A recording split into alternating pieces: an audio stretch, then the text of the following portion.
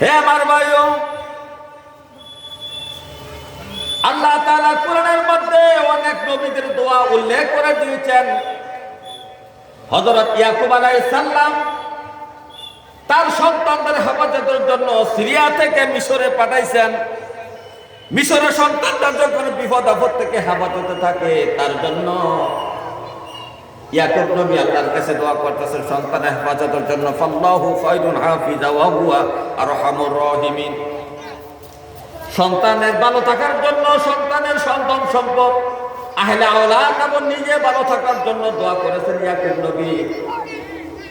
আল্লাহ তাআলা বলেন, হে আমার বন্ধু নবী গো, আপনার দোয়াটা আমার ভালো লাগছে, পছন্দ হয়েছে। আপনার এই দোয়াটা আমার আখির নবীর উম্মতের জন্য আমি কোরআনে উল্লেখ করে দিলাম। এই জন্য কোরআনের মধ্যে আল্লাহ আয়াতটা উল্লেখ করে দিয়েছেন, আমরা যেন আমাদের সন্তানের হেফাজতের জন্য রাস্তাঘাটে যেন দুর্ঘটনা না পড়ে, বিপদ আপদে না পড়ে, তার জন্য আমাদের নবীর ইয়াকুব নবীর কথা স্মরণ করে তার দোয়ার সাথে দোয়া মিলাইও আমরা পড়ব, আল্লাহু খায়রুন হাফিজা ওয়া হুয়া আরহামুর রাহিমিন। হে আমার ভাইও, ইব্রাহিম নবী দোয়া করেছেন, রব্বি হাবলি মিনাস সালিহিন, রব্বি কারীম, আমাকে একটা নেককার সন্তান দেন। কি সন্তান চাইছে? নেককার সন্তান। আল্লাহ বলে, হাবিব, হে আমার খলিল, আপনার এই দোয়াটা আমার পছন্দ হয়েছে, যান আমার আখির নবীর উম্মতের জন্য আমি দোয়াটা বরাদ্দ করে দিলাম। যার কারণে কোরআনে আল্লাহ এই আয়াতটা উল্লেখ করে দিয়েছে, রব্বি হাবলি মিনাস সালিহিন। তাহলে বিভিন্ন নবীর দোয়া কোরআনে আল্লাহ উল্লেখ করেছেন আমাদের জন্য, উম্মতি মুহাম্মদের জন্য। কিন্তু স্বয়ং আল্লাহ তাআলা কোরআনের মধ্যে অনেকগুলো দোয়া বান্দাকে শিখাইছেন। এর মধ্যে একটা সর্বশ্রেষ্ঠ দোয়া হইল, রব্বির হামহুমা কামা রব্বায়ানি সগীরা। আল্লাহ যেন বুঝাইতে চাইছে, রে বান্দা, তোর মা বাবার জন্য দোয়া করতে গেলে তুই ভুল করতে পারস, এদিক সেদিক বলে ফেলতে পারস। সুতরাং আমি স্বয়ং আল্লাহ তোকে দোয়া শিখাইয়া দিলাম, তোর মা বাবার জন্য দোয়া করবি এইভাবে, রব্বির হামহুমা কামা রব্বায়ানি সগীরা। হে আল্লাহ, আমার মা বাবা আমাকে ছোটবেলায় যেভাবে আদর যত্ন করে, মায়া মহাব্বত করে লালন পালন করেছে, আমাকে লালিত পালিত করেছে, হে আমার মাবুদ, আমার মা বাবাকে আপনি কবরে থেকে শুরু করে হাসর পর্যন্ত এইভাবে আমার মা বাবাকে আপনি লালন পালন করিয়ে।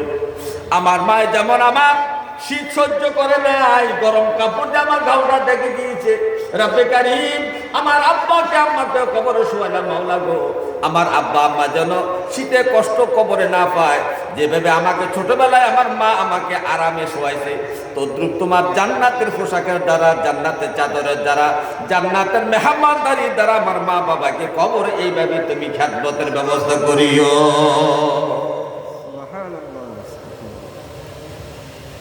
হে আমার ভাইও, আল্লাহ যতগুলো দোয়া বান্দাকে শিখাইছেন, এর মধ্যে সর্বশ্রেষ্ঠ দোয়া হইল, ওকুর রব্বির হামহুমা কামা রব্বায়ানি সগীরা। আল্লাহ যেন বুঝাইতে চাইছে, হে রে বান্দা, তোর মা বাবার জন্য দোয়া যদি নিজে করতে যাস, কত উল্টা পুল্টা বলে ফেলবি, ভুলভাল বলে ফেলতে পারস।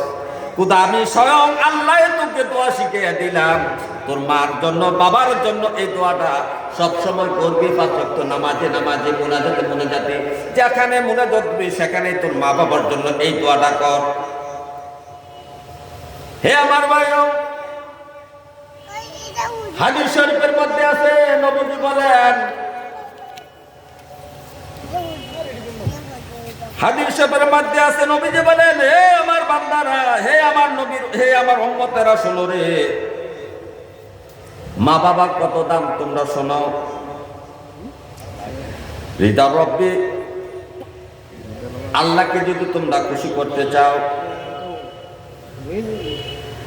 আল্লাহকে যদি তোমরা খুশি করতে চাও, রাজি করতে চাও, তাহলে মা বাবাকে খুশি করো, রাজি করো।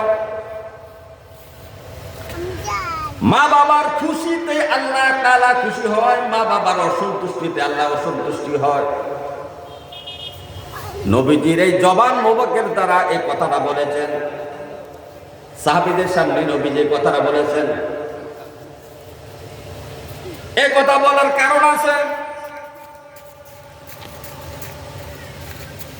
একজন বৃদ্ধ সাহাবী নবীজির কাছে তার ছেলেকে হাতে ধরে নিয়ে আসলেন।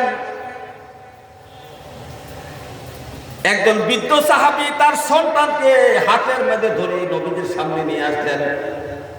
নবীজির কাছে বিচার দিলেন, ইয়া রাসূলুল্লাহ, এটা আমার ছেলে। এই ছেলেটা যখন ছোট ছিল তখন আমি ছিলাম যুবক, তখন আমি কামাই রুজি করতাম। এই ছেলেকে আমি 2 হাতে টাকা পয়সা দিতাম, ছেলে খরচ করতো, যা চাইতো তাই আমি দিতাম। কিন্তু এখন আমি বৃদ্ধ হয়ে গেছি, কামাই রুজি করতে পারি না নবী গো। কিন্তু আমার ছেলে কামাই করে আমাকে টাকা পয়সা দেয় না চলাফেরার জন্য, পকেট খরচের জন্য। নবী যে ওই ছেলের দিকে তাকায় বললেন, ওই ছেলে তো নবীর সাহাবী।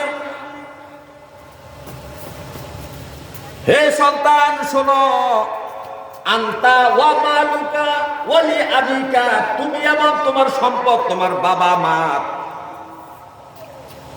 তুমি এবং তোমার সম্পদ, তুমি এবং তোমার সম্পদ কার? বাবা মা। সুতরাং তোমার বাবা মাকে টাকা পয়সা দিবে, যা কিছু প্রয়োজন সব কিছু তুমি ব্যবস্থা করবা, যেভাবে তোমার ছোটবেলায় তোমার ব্যবস্থা করেছে তোমার মা বাবা। হযরত আবু হুরায়রা রাদিয়াল্লাহু তাআলা আনহু নবীজির কাছে আসলেন, আচ্ছা অভিযোগ করলেন, ইয়া রাসূলুল্লাহ, আমার মা আমাকে মারছে। আবু হুরায়রা 20-22 বছরের যুবক। আবু হুরায়রা ইসলাম ধর্ম গ্রহণ করেছেন, মা কিন্তু ইসলাম ধর্ম গ্রহণ করেন নাই। ইসলাম ধর্ম গ্রহণ করার কারণে মার কাছে আবু হুরায়রা ঘৃণার পাত্র হয়ে গিয়েছে। আবু হুরায়রা মার কাছে গেলে মা তাকে ধরে মারে। একদিন, 2 দিন, অনেক দিন ধরে মারলেন। একদিন সহ্য করতে না পারা নবীদের কাছে দৌড়ে এসে বিচার দিলেন, ইয়া রাসূলুল্লাহ, আমার মা আমাকে মারছে। এতটুকু আবু হুরায়রা নবীর কাছে কান্না করে করে বললেন, ইয়া রাসূলুল্লাহ, আমার মা আমাকে মারছে। আবার নবী সাধারণ কোনো ঘটনা রাগান্বিত হন না, কিন্তু আবু হুরায়রার এই কথা শুনে রাগান্বিত হয়ে গেলেন। নবীজি উচ্চ কণ্ঠে আওয়াজ দিয়ে বলে, এ আবু হুরায়রা, তোমার কত বড় সাহস! আমি মুহাম্মদের সামনে তোমার মায়ের নামে তুমি বিচার দাও, তোমাকে সাহস কে দিয়েছে? তোমার মা বাবার বিচার করা আমার দ্বারা সম্ভব নয়। তোমার কত বড় সাহস, তোমার মায়ের নামে আমার কাছে বিচার দাও? এই সাহস তোমাকে কে দিয়েছে? তুমি জানো মা কি জিনিস? আরেকদিন আবু হুরায়রা বিচার দিয়ে আবার নবীর কাছে আসলেন মায়ের বিষয়ে অভিযোগ নিয়ে। বলতেছি, ইয়া রাসূলুল্লাহ, প্রতিদিন তো বিচার দিলাম মায়ের বিরুদ্ধে, আপনি রাগান্বিত হয়ে গেলেন, কিন্তু আজকে আপনার কাছে বিচারের জন্য আসি নাই নবী, একটা প্রার্থনা নিয়ে আসি, একটা আবদার নিয়ে আপনার কাছে আসি নবী গো। আপনি যদি আমার মার জন্য একটু দোয়া করতেন, আমার মা যদি মুসলমান হইয়া যাইত, আমার মা মুসলমান হওয়ার জন্য একটু যদি আপনি দোয়া করতেন নবী, এই জন্য আপনার কাছে আসছি। আমার নবীজি হাত উঠাইয়া আল্লাহর কাছে বলে, আল্লাহ, আবু হুরায়রার মাকে তুমি ইসলাম ভিক্ষা দাও। আবু হুরায়রা মায়ের জন্য দোয়া করলেন। আবু হুরায়রা দৌড়ে বাড়িতে গেলেন, যাই দেখতেন সত্যি সত্যি নবীর দোয়া কবুল হয়ে গিয়েছে। আবু হুরায়রার মা ডাক দেয়া বলতেছে, আবু হুরায়রা, ইসলাম ধর্ম গ্রহণ করার কারণে আমি এতদিন তোকে মারছি, কিন্তু আমি অনুতপ্ত, দুঃখিত। তুই তো ভালো জায়গায় গেছো, ভালো ধর্ম গ্রহণ করেছো, মুহাম্মদ তো ভালো লোক। হ্যাঁ আবু হুরায়রা, এখন আমাকে কলমা পড়াইয়া দাও, অথবা আমার নবীর দরবারে আমাকে নিয়ে যাও। দরুদ সুবহানাল্লাহ। এরকম সাহাবীদের অনেক ঘটনা আছে। আলকামা রাদিয়াল্লাহু তাআলা আনহুর ঘটনা আছে, মায়ের সাথে অবাধ্য হওয়ার কারণে, খারাপ ব্যবহারের কারণে জব বন্ধ হইয়া মৃত্যুবরণ করার অবস্থা হয়ে গিয়েছে। সাহাবীদের বিভিন্ন ঘটনা, মা বাবার সাথে অবস্থা দেখিয়া সমস্ত মসজিদ নববীর মধ্যে সাহাবীদের সামনে নবীজি বললেন, এরে আমার সাহাবারা শোনো, রিদা রব্বি ফি রিদাল ওয়ালিদাইন, মা বাবার সন্তুষ্টি আল্লাহর সন্তুষ্টি। ওয়া শাকাতুর রব্বি ফি শাকাতিল ওয়ালিদাইন, মা বাবার অসন্তুষ্টি আল্লাহর অসন্তুষ্টি। রে আমার সাহাবারা, হে আমার ভবিষ্যৎ উম্মতেরা, সাবধান, মা বাবাকে অসন্তুষ্ট করবা না, মা বাবাকে গালি দিবে না, মা বাবার সাথে খারাপ ব্যবহার করবা না। মা বাবার সাথে যদি ভালো ব্যবহার না করো, খারাপ ব্যবহার করো, তাহলে তোমার কপাল পড়ে যাবে। কিতাবের মধ্যে উল্লেখ করা হয়েছিল অবৈধ সন্তানের নামাজ কবুল হবে না। যে নামাজীর মা বাবা যদি তাকে অভিশাপ দেয়, তার সাথে অসন্তুষ্ট থাকে, ওই সন্তানের নামাজ কবুল হবে না। আপনি যত বড় আশিকে রাসূল হন, যত বড় পীরের মুরিদ হন, যত বড় আলেম হন না কেন, যদি আপনার মা বাবা আপনার প্রতি অসন্তুষ্ট থাকে, আমি কসম করে বলছি, কিতাবের কথা, আপনার একটা সেজদাও আল্লাহ কবুল করবে না। তাহলে নামাজ কবুলের শর্ত হলো মা বাবার সাথে ভালো ব্যবহার করা। অন্য জায়গায় আছে, হে আমার উম্মতেরা শুনো, লা ইয়াদখুলুল জান্নাতা আকুন। নবীজি জবানের দ্বারা বলছেন, এই জবানের দুই ঠোঁটের মাঝখানে ফাঁকা জায়গা থেকে নবী বলছেন, লা ইয়াদখুলুল জান্নাতা আকুন, মা বাবার অবৈধ সন্তান জান্নাতে যাবে না। নবীজি বলছেন, মা বাবার অবৈধ সন্তান জান্নাতে যাবে না। অবৈধ সন্তান যদি 50টা হজ দিয়েও মৃত্যুবরণ করে, কোটি কোটি টাকা দান সদকা করে যদি মৃত্যুবরণ করে, মসজিদ বানায়ও যদি মৃত্যুবরণ করে, আরে মাদ্রাসা বানায়ও যদি মৃত্যুবরণ করে, হাজার হাজার হজ উমরা নিয়েও যদি মৃত্যুবরণ করে, নবীর কথাই সত্য প্রমাণ হবে। লা ইয়াদখুলুল জান্নাতা আকুন, নবী বলছেন অবৈধ সন্তান জান্নাতে যাবে না। প্রশ্ন করতে পারেন, হুজুর এখনকার মা বাপটা একটু ঝামেলা করে। এটা আমরা মানি, কিছু মা বাপ ঝামেলা করে, সত্য। আপনাকে ধৈর্য ধারণ করতে হবে, আল্লাহ আপনাকে পরীক্ষায় ফেলাইছে। যে মা বাপ সন্তানের সাথে একটু উল্টা পাল্টা কাজ করে, আচার আচরণ করে, বুঝতে হবে মা বাপ দিয়ে আপনাকে পরীক্ষায় ফেলাইছে।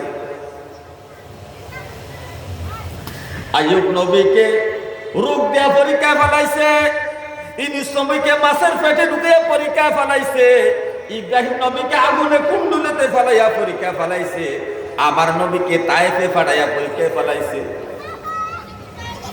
আর আপনাকে মা বাবা দিয়া একটু পরীক্ষা ফেলাইছে, আপনি সহ্য করতে পারবেন না, ধৈর্য ধারণ করতে পারবেন না, তাহলে কেমনে আপনি নবীর জান্নাতে যাইবে? কেমনে যাইবে?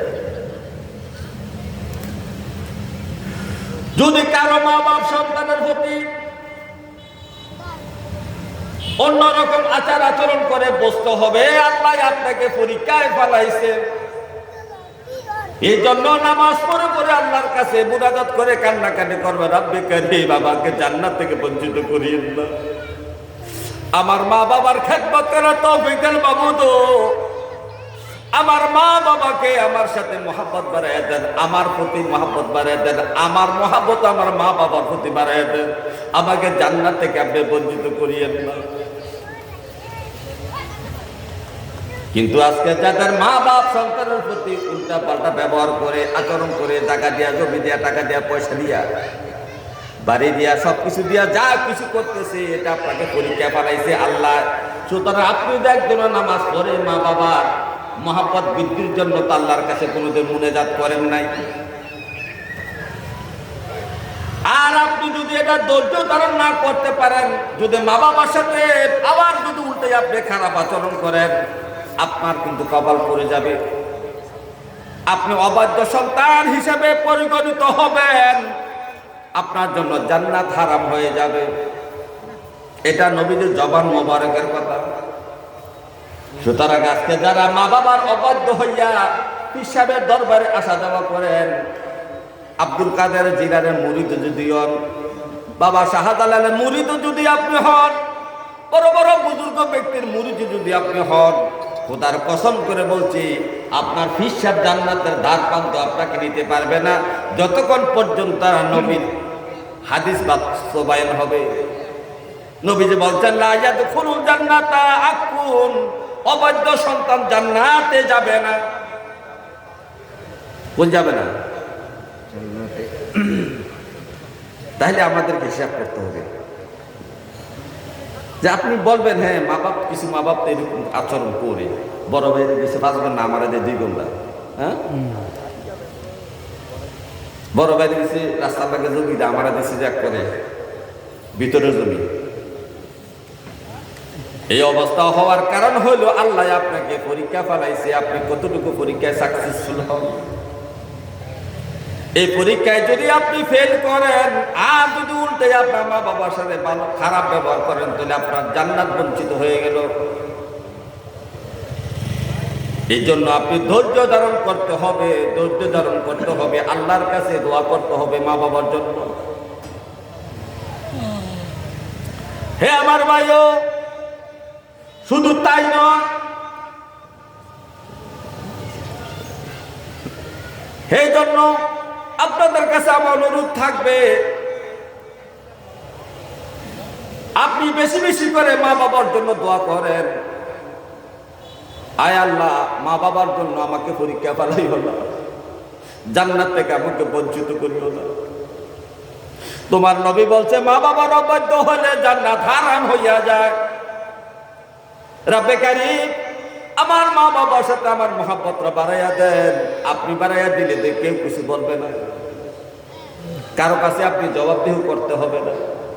আমার মা বাবার সাথে আমার মহব্বত বাড়াইয়া দেন, আমার প্রতি আমার মা বাবার মহব্বত বাড়াইয়া দেন।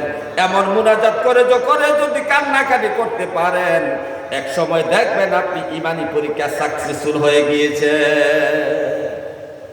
কিন্তু হতভাগ আমরা, সন্তান আমরা, মা বাপ মারি দিছে কোনো এলো খেয়াল নাই। নামাজে তো করো না, মা বাবার জন্য দোয়া করবো কি? মা বাবার জন্য একটু দোয়া খেলার ব্যবস্থা নাই। কবরে ফর নিজেও দাঁড়ায় না, একজন আলেম ওলামাকে নিয়েও দাঁড়ায় না, আছে কিনের উপর। আচ্ছা ভাই, আপনি আপনার বাহির কবরের পাশে দাঁড়াইছেন না, আপনার ছেলেরা পাঁচটারে করে না হাফেজ বানাইলে মনে করেন আপনার কবরের পাশে দাঁড়াইবে ইয়া, হ্যাঁ করবো আমার সুযোগ না, আমি চাকরি করি বরিশাল, কোন সময় বাহির কবরের সামনে যায় কি? আপনি মনে করছেন আমি মা বাবার কবর পাশে না গেলে কি হয়েছে? আমার ছেলে তো পাঁচটা করে না হাফেজ, 5 জন হাফেজ কবর দাঁড়াইয়া জিয়ারত করবো না ভাই। আপনি দাঁড়াইলে আপনার সন্তান আপনার কবরের পাশে দাঁড়াইবে, কারণ আপনি যেমন করছেন এমন ফল আপনি পাইবেন। শেষ কথাটা আপনাকে বলি, কিছু কিছু পাপের শাস্তি আল্লাহ দুনিয়ায় দেয়, কিছু কিছু পাপের শাস্তি আল্লাহ কোথায় দেয়? দুনিয়াও দেয়, আখেরাতও দিবে। আখেরাত, প্রত্যেকটা পাপের শাস্তি আখেরাত বরাদ্দ, এটা 100%। আখেরাতে কি 100% বরাদ্দ, প্রত্যেকটা পাপের শাস্তি হাসরে পাবেন। কিন্তু কিছু কিছু পাপের শাস্তি হাসরেও পাবেন, দুনিয়াতেও পাবেন। এর মধ্যে একটা পাপ হলো মা বাবার সাথে খারাপ ব্যবহার। কোন পাপ? মা বাবার সাথে খারাপ ব্যবহার। আর এই পাপটা শাস্তি আল্লাহ তাআলা দুনিয়াতে মৃত্যুর আগে হইলে আপনারে দিয়া নিবে। যে কোনো মুহূর্তে আপনার সন্তান এখন বালা, ওই বাবার সাথে আপনি খারাপ আচরণ করছিলেন, মৃত্যুর আগে হইলে আপনার এই খারাপ আচরণটা আপনার দেওয়া নিব। মরার আগে হইলেও অন্তত 2 দিন আগে